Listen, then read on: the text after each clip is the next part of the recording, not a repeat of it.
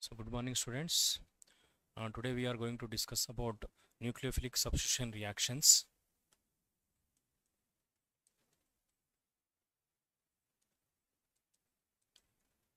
Substitution reaction.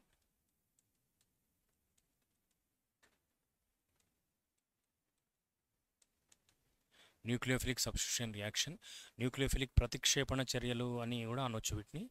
So nucleophilic ప్రతిక్షేపణ చర్యల్లో ఏమవుతుందంటే ఇవన్నీ కూడా ఒక రకమైన ప్రతిక్షేపణ చర్యలు. అంటే ఏమవుతుందంటే ఇక్కడ ఫర్ ఎగ్జాంపుల్ ఇక్కడ ఏబి అనే ఒక రియాక్టెంట్ ఉంది.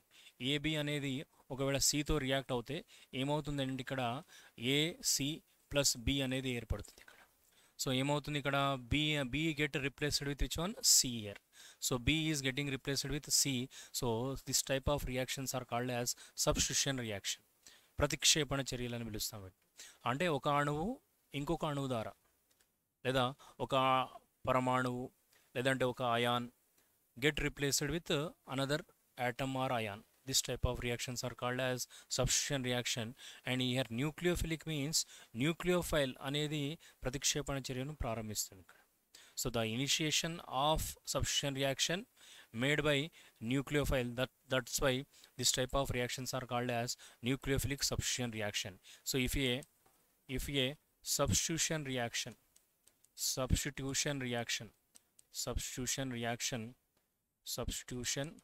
reaction is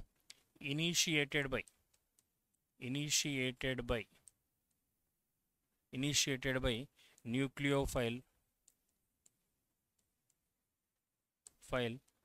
then it is called as nucleophilic substitution reaction. Nucleophilic substitution reaction. It is called as nucleophilic substitution reaction. అంటే ఏమవుతుంది ఇక్కడ ప్రతిక్షేపణ చర్య అనేది న్యూక్లియోఫైల్ ద్వారా ప్రారంభించబడుతుంది. న్యూక్లియోఫైల్ కనుక చర్యను ప్రారంభిస్తే ఆ చర్యను ఏమని పిలుస్తాం మనం? న్యూక్లియోఫిలిక్ ప్రతిక్షేపణ చర్య అని పిలుస్తాం. ఫర్ ఎగ్జాంపుల్ ఇక్కడ ఆల్కైల్ హ్యాలైడ్ తీసుకుందాం. ఆల్కైల్ హ్యాలైడ్ అనేది దేంతో రియాక్ట్ అవుతుంది? ఇక్కడ న్యూక్లియోఫైల్ ద్వారా రియాక్ట్ అవుతుంది. ఇక్కడ న్యూక్లియోఫైల్ అంటే ఏంటిది? ఎలక్ట్రాన్ అధికంగా ఉన్నటువంటి అణువులను లేదా అయాన్లను లేదా సమూహాలను మనం ఏమని పిలుస్తాం? న్యూక్లియోఫైల్ అని పిలుస్తాం. సో ఇక్కడ న్యూక్లియోఫైల్ అనేది ఏం చేస్తుందంటే ఎక్స్ ప్లేస్లో, ఎక్స్ అంటే హ్యాలోజన్ ప్లేస్లో ఏమొస్తుంది? ఇక్కడ న్యూక్లియోఫైల్ వస్తుంది. ఈ రియాక్షన్ ఏమంటాం మనము? న్యూక్లియోఫిలిక్ ప్రతిక్షేపణ చర్య అని పిలుస్తాం. దీన్ని ఏమని పిలుస్తాం? ఇక్కడ న్యూక్లియోఫిలిక్ ప్రతిక్షేపణ చర్య అని పిలుస్తాం. సో ఆల్కైల్ హ్యాలైడ్ అనేది దేంతో రియాక్ట్ అవుతుంది? ఇక్కడ న్యూక్లియోఫైల్తో రియాక్ట్ అయ్యి ఏమవుతుంది? ఇక్కడ కాంపౌండ్ అనేది ఏర్పడుతుంది. ఎక్స్ మైనస్ బయటికి వస్తుంది. అంటే ఒక న్యూక్లియోఫైల్ ఇంకో న్యూక్లియోఫైల్ని ఏం చేస్తుంది? ఇక్కడ ప్రతిక్షేపణ చేస్తుంది, సబ్స్టిట్యూషన్ చేస్తుంది. అందుకనే ఇటువంటి చర్యలను మనం ఏమని పిలుస్తాం? న్యూక్లియోఫిలిక్ ప్రతిక్షేపణ చర్యలను పిలుస్తాం. సో ఒక న్యూక్లియోఫైల్ ఇంకో న్యూక్లియోఫైల్ని ఏం చేస్తుంది? ఇక్కడ స్థానభ్రంశం చేపిస్తుంది. అందుకే ఇటువంటి చర్యలను మనం ఏమని పిలుస్తాం? న్యూక్లియోఫిలిక్ ప్రతిక్షేపణ చర్యలని పిలుస్తాం. ఇప్పుడు ఎగ్జాంపుల్ ఇక్కడ తీసుకున్నట్టయితే ఫర్ ఎగ్జాంపుల్ మనం మీథైల్ అయోడైడ్ తీసుకున్నాం. మీథైల్ అయోడైడ్ను ఫర్ ఎగ్జాంపుల్ OH మైనస్తో చర్య జరిపినట్టయితే ఇక్కడ ఏమవుతుందంటే మనకు ఈ రియాక్షన్ లోపల మనకు ఈ చర్యలో మనకు ఏమవుతుందంటే ఐ ప్లేస్ లోపల ఏమొస్తుంది? ఇక్కడ OH వస్తుంది. అందుకని ఇటువంటి చర్యలను ఏమని పిలుస్తాం మనం? ప్రతిక్షేపణ చర్యలను పిలుస్తాం. సో మీథైల్ అయోడైడ్ అనేది దేంతో రియాక్ట్ అవుతుంది? ఇక్కడ OH మైనస్తో రియాక్ట్ అయ్యి ఏం ఏర్పడుతుంది? ఇక్కడ మిథనోల్ అనేది ఏర్పడుతుంది. దీన్ని మీథైల్ అయోడైడ్ అని పిలుస్తాం. సో మీథైల్ అయోడైడ్ OH మైనస్తో చర్య జరిపి దేన్ని ఏర్పడుతుంది? ఇక్కడ మిథనోల్ను ఏర్పరుస్తుంది. ఏర్పడుతుంది? ఇక్కడ మిథనోల్ అనేది ఏర్పడుతుంది. దాంతోపాటు ఏమొస్తుంది? I- అనేది బయటికి వెళ్తుంది. అంటే ఏమవుతుంది? ఇక్కడ I- అనేది దేని ద్వారా ప్రతిక్షేప్తం అవుతుంది? ఇక్కడ OH- ద్వారా సబ్స్టిట్యూట్ చేయబడుతుంది. అందుకని ఇటువంటి చర్యలను మనం ఏమని పిలుస్తాం? న్యూక్లియోఫిలిక్ ప్రతిక్షేపణ చర్యలను పిలుస్తాం.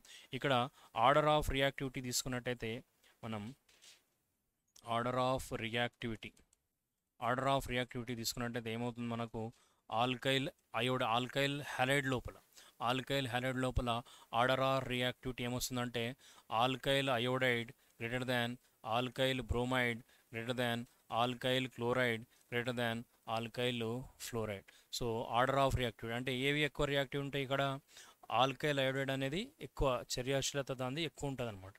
Alkyl iodide greater than alkyl bromide greater than alkyl chloride, alkyl fluoride greater than alkyl chloride greater than alkyl fluoride అని పిలుస్తాం. ఎందుకంటే ఇక్కడ ఏమవుతుందంటే బాండ్ లెంత్ ఆర్ రియాక్టివిటీ అనేది బాండ్ లెంత్కి ఇన్వర్స్లీ ప్రొపోర్షనల్ టు ఉంటుంది. Reactivity is inversely proportional to bond length. Reactivity is inversely proportional to bond length. So bond length పెరుగుతూ పోతే ఏమవుతుంది, రియాక్టివిటీ అనేది ఏమవుతుంది, ఇక్కడ తగ్గుతూ పోతుంది. సో ఇవే ఏమని పిలుస్తాం, వీటిని మనం న్యూక్లియోఫిలిక్ ప్రతిక్షేపణ చర్యలని పిలుస్తాం. న్యూక్లియోఫిలిక్ ప్రతిక్షేపణ చర్యలు అనేవి రెండు రకాలుగా ఉంటాయి. ఒకటి SN1 రియాక్షన్, రెండవది SN2 రియాక్షన్. SN1 రియాక్షన్, ఇంకోటి ఏంటిది SN2 రియాక్షన్. సో SN1 రియాక్షన్లో ఏమవుతుంది, మనం తీసుకున్నట్టయితే SN1 రియాక్షన్ లోపల ఏమవుతుందంటే SN1 రియాక్షన్ లోపల rate of reaction is directly proportional to the concentration of alkyl halide. ఒకవేళ రేట్ ఆఫ్ రియాక్షన్ అనేది ఓన్లీ ఆల్కైల్ హ్యాలైడ్ గాఢతపై మాత్రమే ఆధారపడి ఉంటే అటువంటి చర్యలను మనం ఏమని పిలుస్తాం, SN1 రియాక్షన్ అని పిలుస్తాం. అంటే ఏమవుతుంది, ఇక్కడ రేట్ ఆఫ్ రియాక్షన్ అనేది దేనిపైన ఆధారపడి ఉంటుంది, ఓన్లీ కేవలం ఆల్కైల్ హ్యాలైడ్ గాఢతపైనే ఆధారపడి ఉంటుంది, concentration of alkyl halide only. So అటువంటి రియాక్షన్లో మనం ఏమని పిలుస్తాం, SN1 రియాక్షన్ అంటాం. SN1 అంటే ఏంటి, ఇక్కడ SN1 అంటే SN1 అంటే ఏమవుతుందంటే ఇక్కడ substitution nucleophilic unimolecular reaction. Substitution nucleophilic unimolecular reaction అంటే యూనిమాలిక్యులార్ అంటే ఏంటిది, ఒకే అణువు ఒకే క్రియాజనకం రియాక్టెంట్ పైన మాత్రమే చర్య రేట్ ఆధారపడి ఉంటే అటువంటి వాటిని ఏమంటాం, మనం యూనిమాలిక్యులార్ అంటాం. ఇక్కడ రేట్ ఆఫ్ రియాక్షన్ అనేది దేనిపైన ఆధారపడి ఉంటుంది, ఓన్లీ ఆల్కైల్ హ్యాలైడ్ గాఢతపైనే ఆధారపడి ఉంది. అందుకనే ఇటువంటి చర్యలను మనం ఏమని పిలుస్తాం, SN1 చర్యలను పిలుస్తాం. SN1 substitution nucleophilic unimolecular reaction. So దీనికి ఉదాహరణగా మనం దీన్ని చెప్పుకోవచ్చు, CH3Br, ఓకే, టెర్షరీ బ్యూటైల్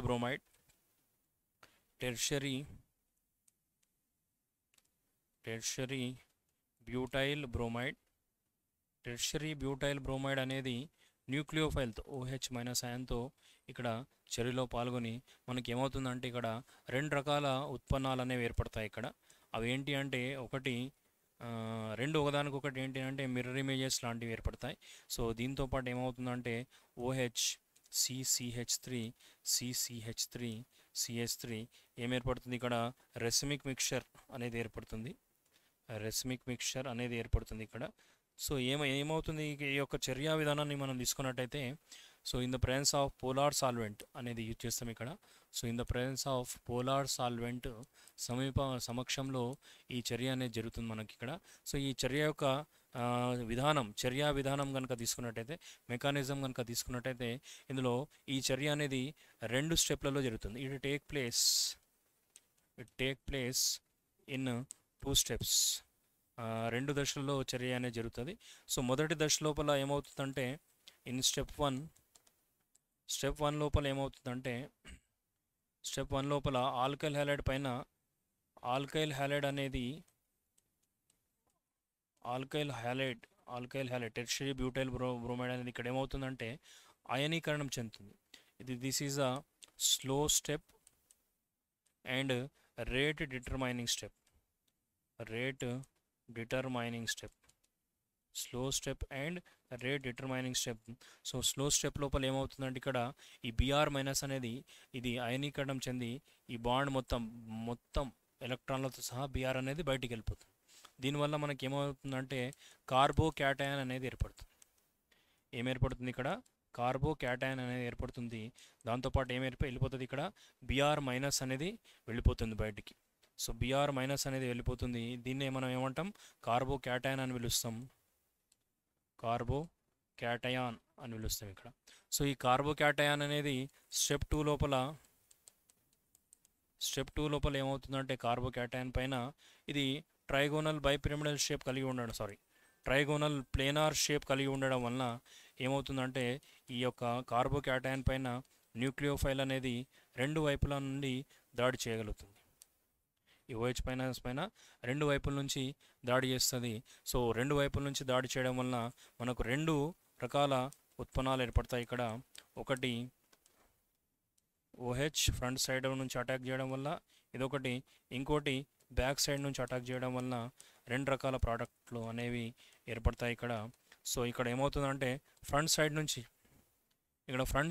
అంటే Br మైనస్ ప్లేస్లో ఏమొచ్చింది, ఇక్కడ OH మైనస్ వచ్చింది. అంటే ఎటువంటి ఆ మాలిక్యూల్ యొక్క విన్యాసంలో ఎటువంటి మార్పు లేదు. సో దీన్ని మనం ఏమంటామంటే రిటెన్షన్ ప్రోడక్ట్ అని పిలుస్తాం. ఈ ప్రోడక్ట్ని మనం ఏమంటాం, రిటెన్షన్ ప్రోడక్ట్ అని పిలుస్తాము. అదే ఇంకో ప్రోడక్ట్లో తీసుకున్నట్టయితే మనకేమవుతుంది, ఈ మీథైల్ గ్రూప్ అనేది ఇక్కడ సైడ్ వచ్చింది. సో ఈ మీథైల్ గ్రూప్ ప్లేస్ లోపల ఏమొచ్చింది, OH వచ్చింది. దీన్ని మనం ఏమంటామంటే ఇన్వర్షన్ అని పిలుస్తాం. ఇన్వర్షన్ అని పిలుస్తాం. సో రెండు రకాల ఉత్పన్నాలు ఏర్పడతాయి ఇక్కడ. ఒకటి రిటెన్షన్ ప్రోడక్ట్, ఇంకొకటి ఏంటిది ఇన్వర్షన్ ప్రోడక్ట్. రెండు రకాలు ఏర్పడతాయి. సో రెండింటిని కలిపి మనం ఏమంటామంటే రెసిమిక్ మిక్చర్ అని పిలుస్తాం. దీన్నే మనం ఏమంటాం, రెసిమిక్ మిక్చర్ అని పిలుస్తాం. అయితే ఇక్కడ ఏంటిదంటే ఇన్వర్షన్ ప్రోడక్ట్ అనేది కొంచెం ఎక్కువగా ఉండడం వలన దీన్ని ఈ చర్య లోపల SN1 రియాక్షన్ లోపల ఏమవుతుందంటే పార్షియల్ రెసిమిక్ మిక్చర్ అనేది ఏర్పడడం జరుగుతుంది. ఇది ఏ చర్య, ఇది SN1 చర్య అని చెప్తాం మనం. SN1 చర్య లోపల ఎన్ని దశలో జరుగుతుంది, SN1 చర్య మనకు రెండు దశల్లో జరుగుతుంది. మొదటి దశ లోపల ఏమవుతుంది, కార్బోక్యాటైన్ ఏర్పడుతుంది.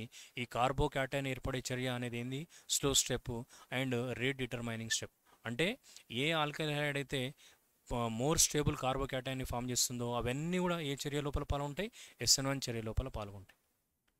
సో SN1 చర్య లోపల any alkyl halide which forms more stable carbocation, if it is forming more stable carbocation, then definitely it will undergo which reaction, SN1 reaction. Okay, so in SN1 reaction how many steps are there, two steps are there. In first step what happens, ionization take place. So alkyl halide is converted into which one, carbocation and Br minus ion. So this carbocation, in carbocation carbon undergo which hybridization, sp2 hybridization is there. Here trigonal planar geometry is there. So due to this trigonal planar geometry, nucleophile may attack from this side or this side. That's why here two products are forming. One is retention product, another one inversion product. So here what happens, inversion is somewhat more as compared to retention. That's why partial racemic mixture is formed in the SN1 reaction. Okay.